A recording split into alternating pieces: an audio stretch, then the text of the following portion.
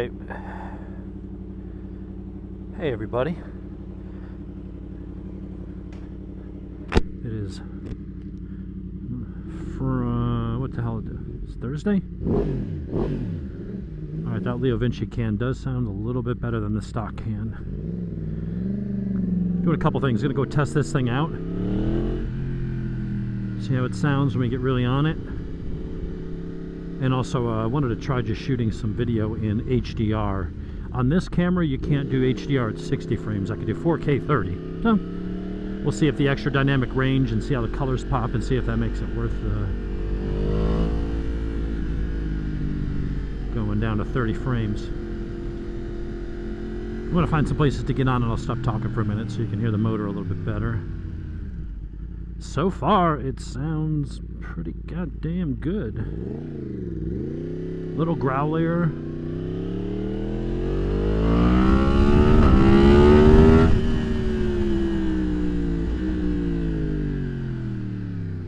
Don't really feel any difference in power or nothing.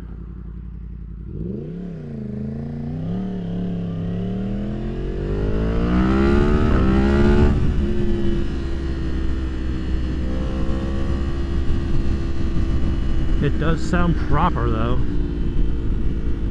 I'll give it that, man.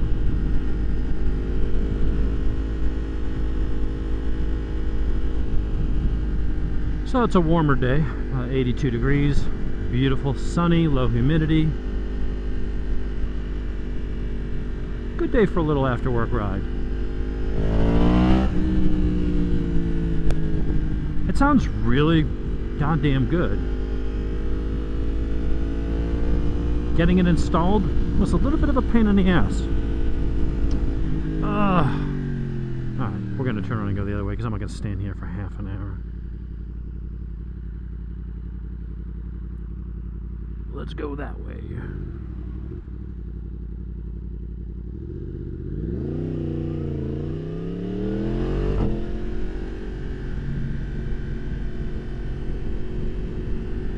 Doo-doo-doo-doo. Second gear wheelie fun.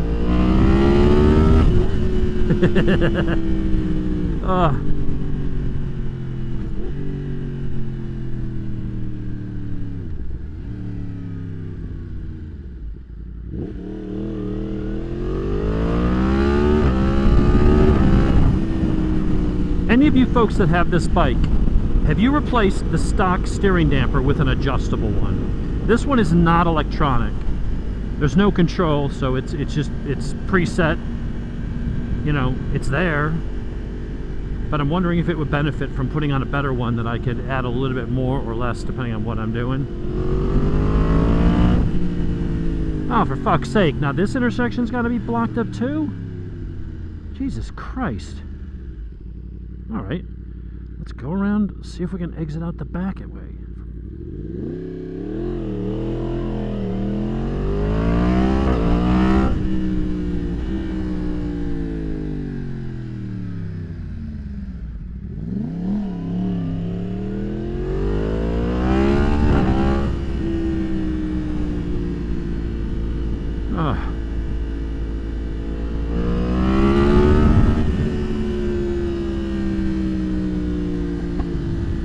A little bit of popping, but nowhere near as bad as it was before the marble.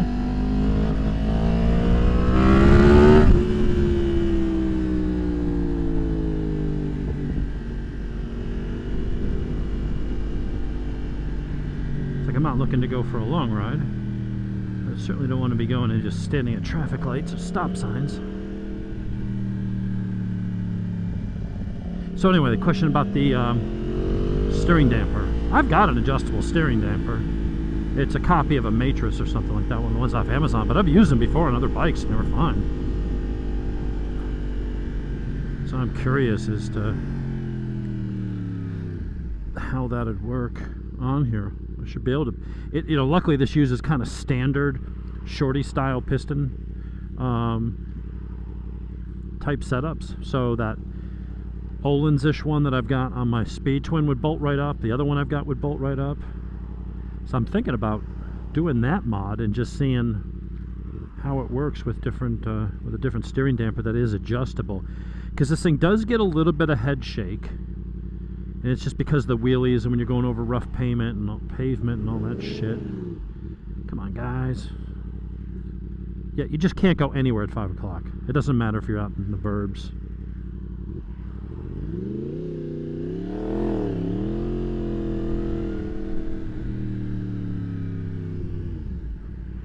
I really wish more of the world, I guess retail and manufacturing, you got to be on site, but I wish more of the world had flexible, or more of the country had flexible work hours and working from home and hybrid working, because this system of, okay, everybody get on the road at exactly the same time right now, it's like, it's shit. It just doesn't work when you get the population up to where we have it. You got billions of people. Or if you want to limit it just to a country, still, you got millions and millions of drivers in every metro area. I'm 50 miles, about 45 miles north of downtown Atlanta. At 5 o'clock, boom, every single person on the road at exactly the same time, going the same direction. And it's like, it's just, no wonder you have so much congestion. You got so much pollution, burning up all these gas and fossil fuels, and you're just spending, you know, if the average person, especially if you're in an area like Atlanta, your average commute time, I think, is like an hour or more. So you add that up 5 days a week, 49 to 50 weeks a year. By the time you die, you've spent months and months, probably the better part of a year, just sitting in your car trying to get to or from work. It's really inconvenient. It's a pain in the ass. And it really puts a damper on my videos, which then puts a damper on you because you got to listen to me bitch about it. Anyway, back to the steering dampers. I didn't think it would take me 15 minutes to get out of my fucking subdivision.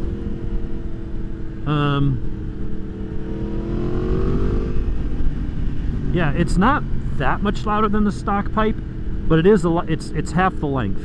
Weight is about the same because this one's stainless steel. The stock one's titanium, so even though it's bigger, they actually weigh the same. So I didn't lose any weight just swapping out the muffler. The weight difference comes from that mid pipe, which chopped about 9-10 pounds off of the weight of the bike, because that stock catalytic converter was heavy. Things like 15 freaking pounds.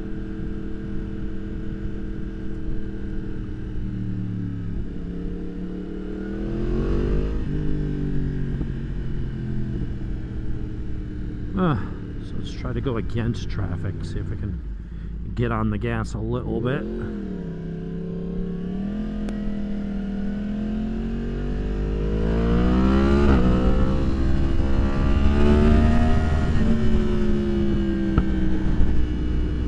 Still some popping, still some crackling.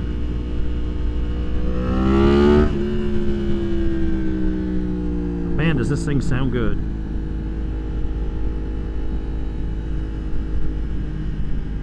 See if we can, we'll go south on McEver. There should be going against traffic, so.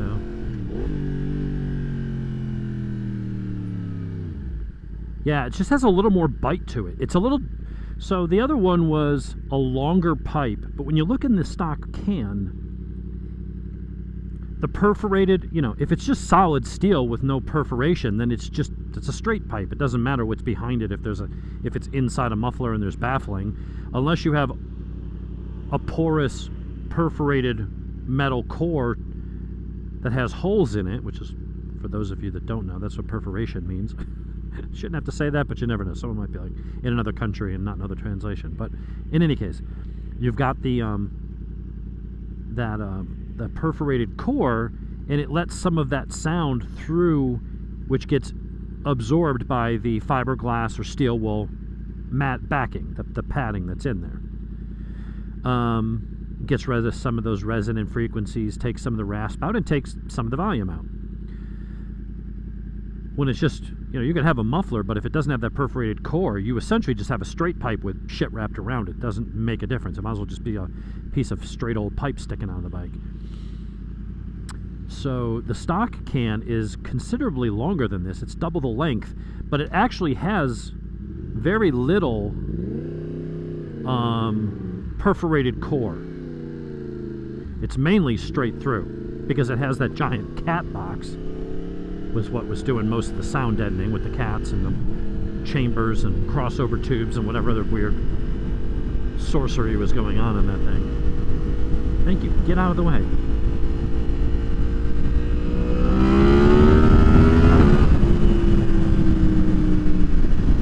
So, this pipe's shorter, but it actually is fully, has that perforated core the entire length. So technically, it's got more perforated core than the stock one. But for some reason, this one sounds a little deeper and sounds a little louder. It's not massive loudness.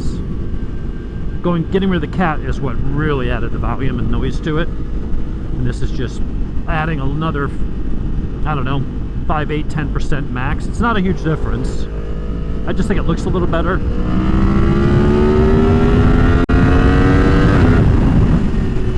And it really does sound good.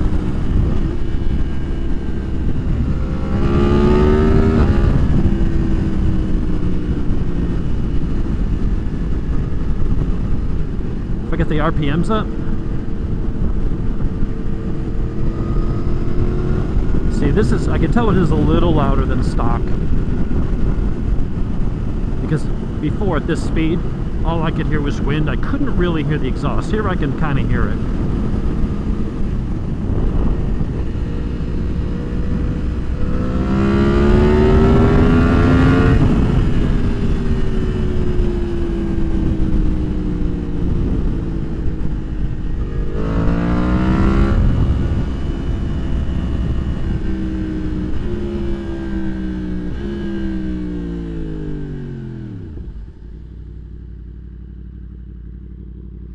Yeah, I'm really loving how this damn thing sounds.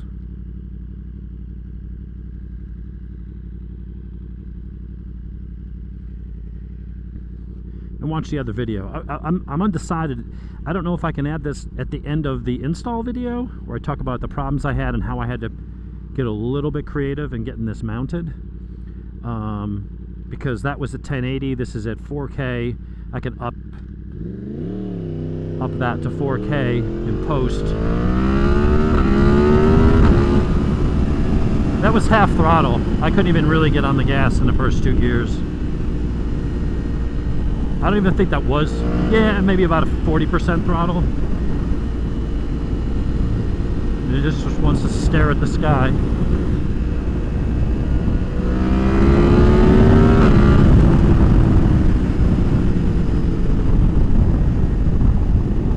Ah, this thing sounds amazing. Alright, let's see. If I go back either of those ways, I'm going to be sitting on all that traffic. So we're going to make a right, and we're going to take a couple little back roads over towards Lake Lanier Islands. And then we'll come up through there, so do a little loop.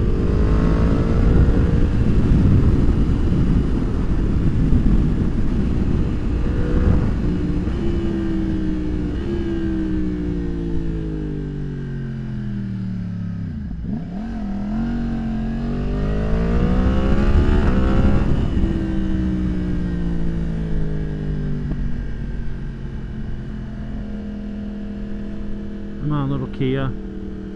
Let's move it.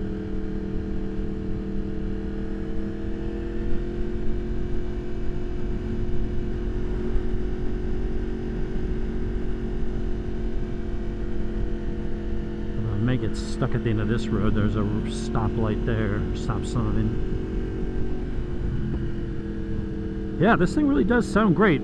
It's got just the right amount of growl, but it doesn't have a horrible drone. It's got a little bit, not gonna lie. I don't know if my camera's even facing the right goddamn direction right now. Apparently doing wheelies has the camera going skyward. Fucking A. I may have to pull over and see where it's aimed.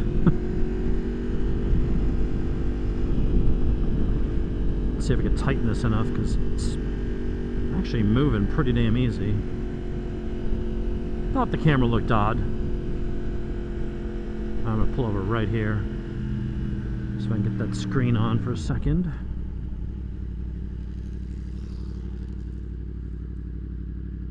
Alright, let's see. I touch the back screen. Get that in shot. Let's see if I can tighten it a little bit more with my gloves on. Oh, that was a screwdriver. Alright, let's see. Alright, a little tighter.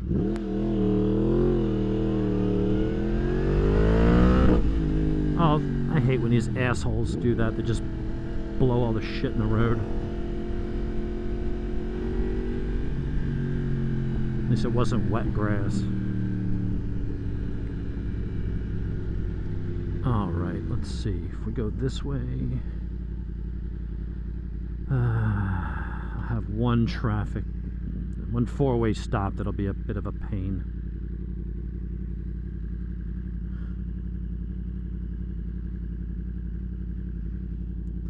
Wonder how long my camera was tilted up like that.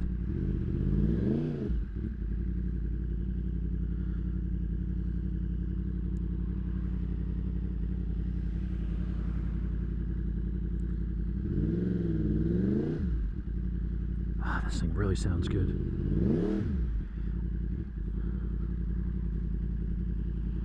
I would say this bike and Dean's, out of the whole group, mine and Dean's bikes sound the best by far.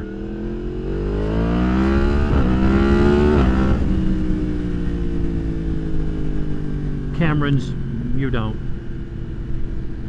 I'm not dissing your bike. Your bike is good. It's a good bike. I don't like the sound. Jonathan's Gixxer hated the sound. Yeah, when he crashed it, I felt really bad for Jonathan, but I was like, maybe he'll get a better bike with a better exhaust. I felt bad for his accident and the pain. I was like, silver linings. I don't have to listen to that horrid exhaust anymore. Now he got a street triple with a Chinese copy of an SC Project. Sounds brilliant. It's loud. It's a little louder, a little bit louder than I would want, but it does sound good. It's a good loud that's bordering on obnoxious, but because it's got a little bit of a deeper menacing growl to it, because it's a triple, I'm willing to forgive it. Can I use the bike path? I'm a bike.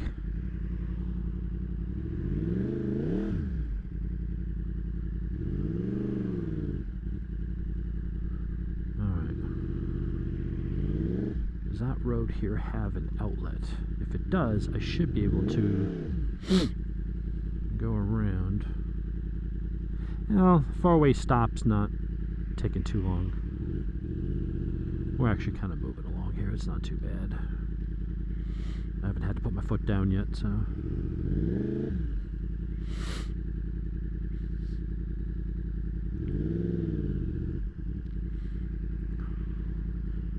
Alright, so what was I babbling about before, and then I kind of got distracted? My ADD kicked in. Oh yeah, steering dampers. Anyone that's got an MT-10, whether it's this one or the previous generation, if it had your stock steering damper, did you find any benefit to going adjustable? I guess I should probably take this one off and just see how, like, what the damping feels like compared to, like, if it's already way stiff and it's not much stiffer than the aftermarket one that I would put on, then it doesn't make sense to do it. If it's actually a very light damper and it's not, I mean, it doesn't feel like it's that, and it's not speed proportional like some of them are. As your speed goes up, Honda, I think even Suzuki's, there's plug-in. The R1 maybe did. The MT-10's not. I can't see any wires coming out of it, so it's just a basic sealed, non-serviceable unit that's got a whatchamacallit in it. No adjustment, nothing. It's just, you know.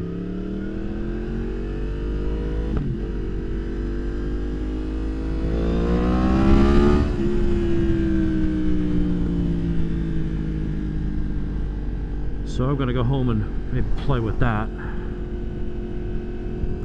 Take it off and compare it. I've got one in the garage. It's brand new. I put on the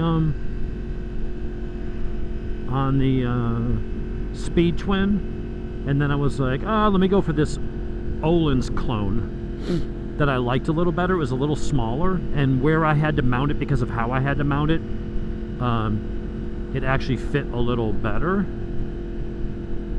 So I'm gonna go take some measurements. It looks like it's the same length as this. It's roughly the same size. As long as the bolt holes all line up. I might need a couple washers to act as spacers to get it lined up exactly where I want. But basically it should be a 5-minute install. So I'll take this one off and then play with it and see what the damping's like and compare it to the adjustable one. And if it seems like the adjustable one can go a little bit stiffer, giggity, then I'll go ahead and do that.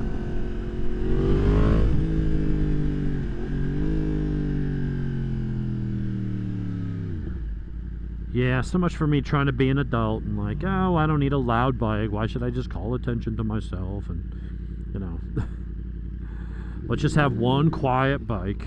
Yeah. How long that last? Not very long. It sounded good on paper to take that approach. Like, oh, I've matured. I've grown as a person. But then I'm like, you know what? The biggest appeal of this bike, yeah, the ergos are nice. Yeah, the performance is outrageous. Outrageous. But honestly, the biggest allure of this bike is this motor. The sound and the delivery, but the sound of the CP4 motor. This is an absolutely brilliant motor, one of the best motors in motorcycling, bar none. Yeah, there's Panigale R's, V4R's, and Aprilia's got their V4s. This is up there with them. They're going to edge me out in power, even in the R1 spec. Both of those motors completely outpower. You know, but they're also, the V4, the Ducati and the Aprilia are both 1100cc V4s from legit race pedigree. You know, MotoGP winning bikes, that trickle-down technology, as well as World Superbike. Remember, World Superbike is based on production bikes. So Aprilia and Ducati build the bike they want to go win races with, and then they find a way to make it street legal, as opposed to Yamaha and Honda building amazing sport bikes to sell that they then tweak and throw plastics on to go racing. It's just a different design. It's not a design language, I guess it's a different philosophy. But it's an important one. And that's where, you know, the spec sheets don't tell the whole story. You can look and go, well, the R1's more reliable long term. Yeah, you're right. Although the Italian reliability has come a long way. I mean, a really long way. So the automatic assumption that, well, you know, the Aprilia is not going to last long, or that's not true anymore. I know people that track them and race them and gotten high miles on them and stuff. Ultimately, will the Yamaha probably be more reliable? Yeah, but there's a certain point where it's like they're reliable enough. They're very reliable. But when it comes to the power out of the box, the Italians got a 100cc advantage, and they really know how to build winning race bikes, and it shows. But if you can't have one of those, or don't want one of those, can't afford one of those, you know, they're not cheap, but you want something that's just crazy fun and handles, and it's reliable, and it has that sound, you need one of these. Really is a fantastic bike, and that was why eventually I kind of just gave up on my whole trying to be an adult and not be squiddly and have the loudest bike on the street. I was like, you know, if one of the most compelling reasons to get this bike is for that motor and that sound and that part of the experience, what am I doing muffling it up? Why am I trying to cover it up? It's an eagle, man. You gotta let it soar. And soar it does. Just power for days, and that noise. Ooh. I got chills. They're multiplying. I think I'm losing control. Power that this thing is supplying. I'm gonna say it. Oop, it is electrifying. I think that's the little Panigale. If I was in that lane, I would have given chase just to go play. Ah, shit, now I gotta sit in that fucking traffic. God damn it. Even a year ago, it was not like this. Something going on down there. One car, two car. There's a third car coming up on the left.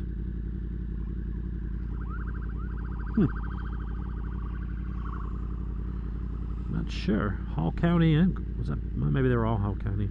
Although that's Gwinnett, the border's right there. So.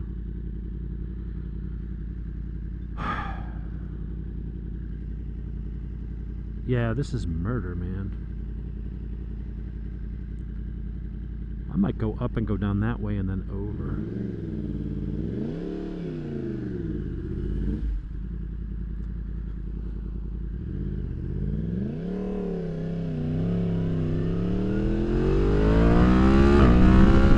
Yeah, now that I left my house, I can't get back to it. Like, this is ridiculous. It's like, I really do live far out from the city. But it's like, now I can't get to my house. And it's because of all these goddamn distribution centers, man. They're like, we're going to bring 10,000 jobs. Okay. But now you've got... You can't get home. If you want to leave your house because you work at home, you can barely get out of your house. And then when you want to go home, you can't get home. It's like...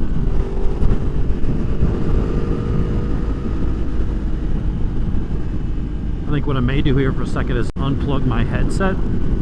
Problem is, you're going to get a bunch of wind noise. I want to see if you can get some more of the motor noise, and then I'm going to shut it off. So we'll see you guys later.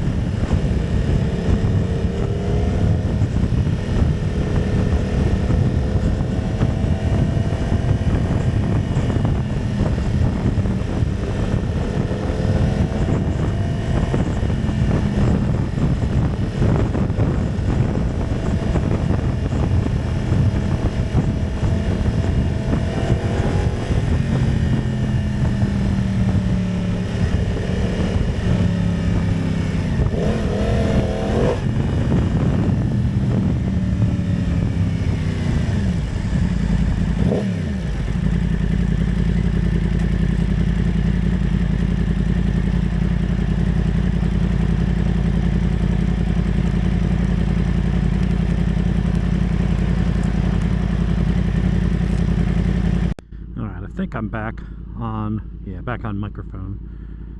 There's a little bit of sound of the motor just by itself without me talking over it. Looks like we got MT-09 or an MT-07 in front of us. It's definitely a Yamaha.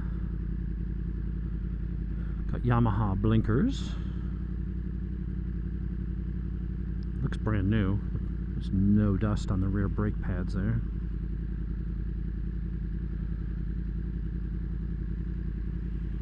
Okay, I'm sitting here trying to guess what fucking bike it is, and it says MT-09 on the... I'm such a dick. Sometimes I'll figure out like the most crazy, like minute details and things. I'm very observant in some ways, and then and my ability to retain things and pull stuff back up is like crazy sometimes.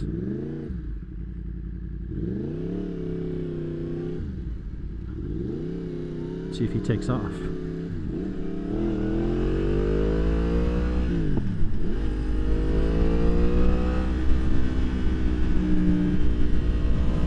Oh.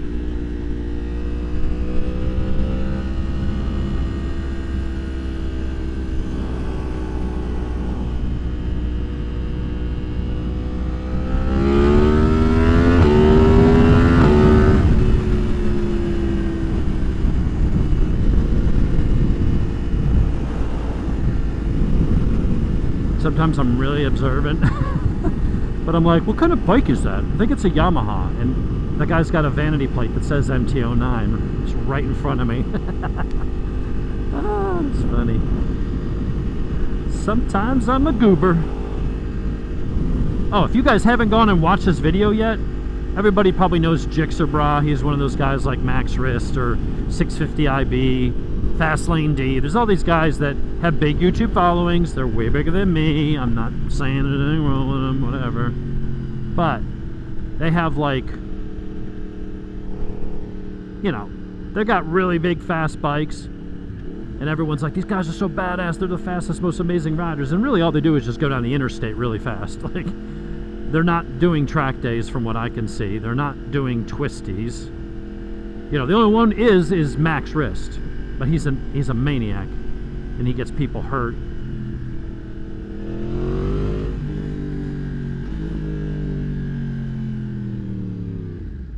So, anyway, so Yami Noob, who, you know, I don't want to like that guy. I don't know why. I think it's just his voice. There's something in his voice where he just sounds kind of like, I don't know, smarmy, like too smug. But you watch him, he's a really good guy. He's very nice. He's very polite. He's funny. Like, I actually really like Yami Noob. At first I didn't want to like him. Oh, who's this guy? He just sounds like smarmy and I don't know. But sometimes you can't judge a book by its cover is what I'm saying here.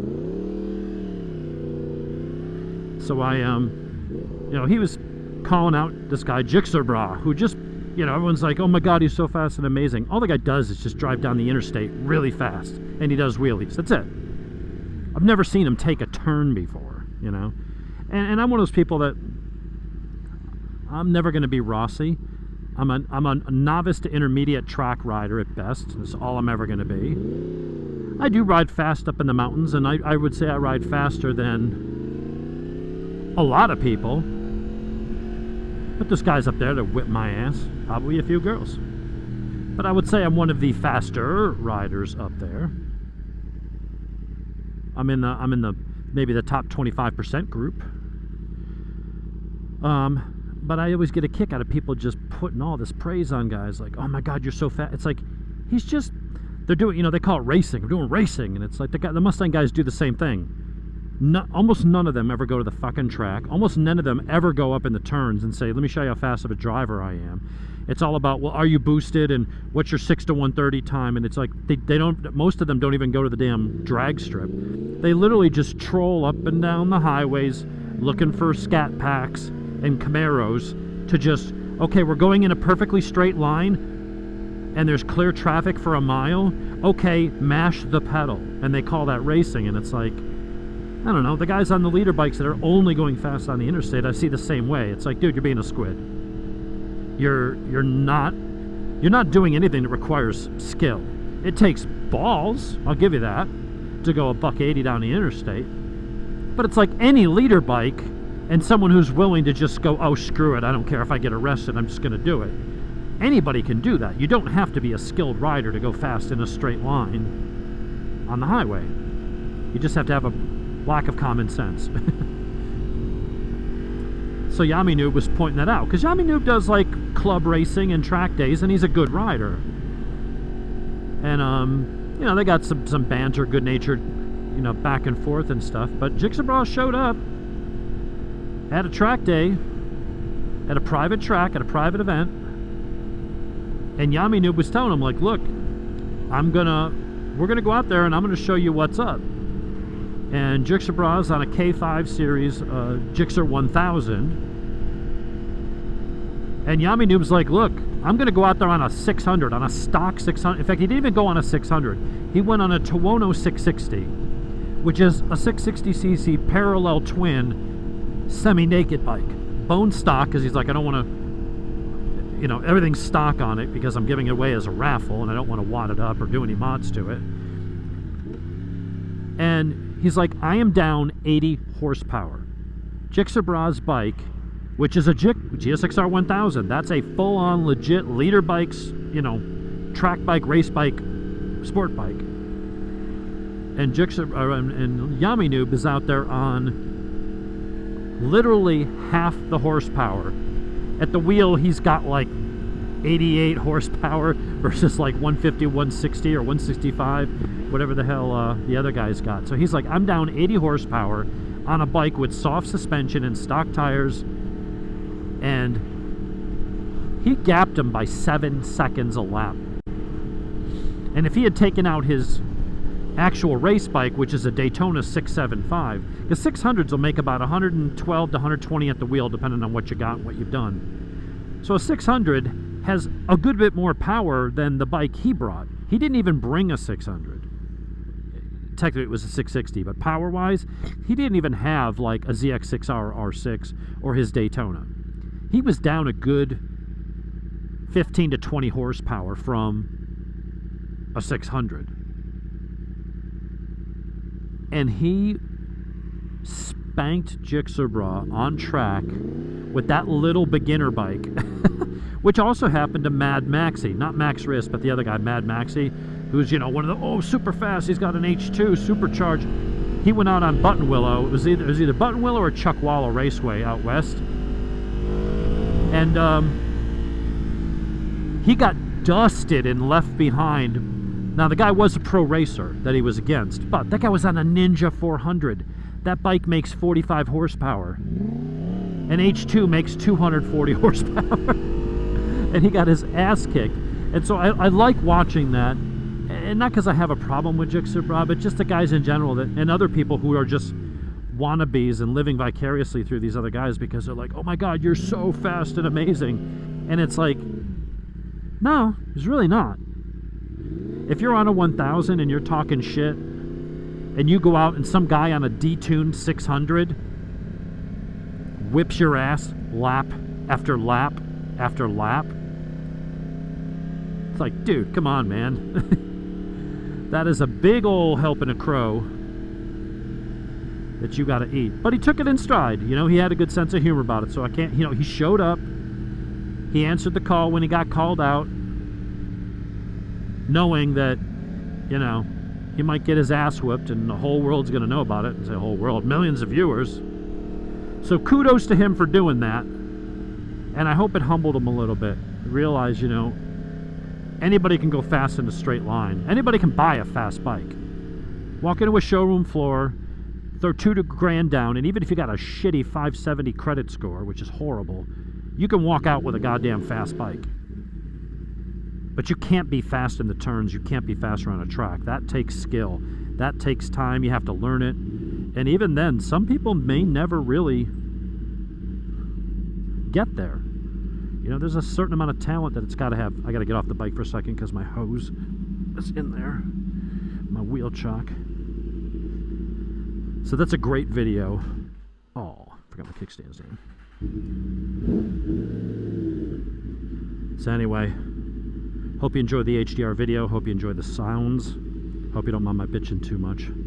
We'll talk to you guys later.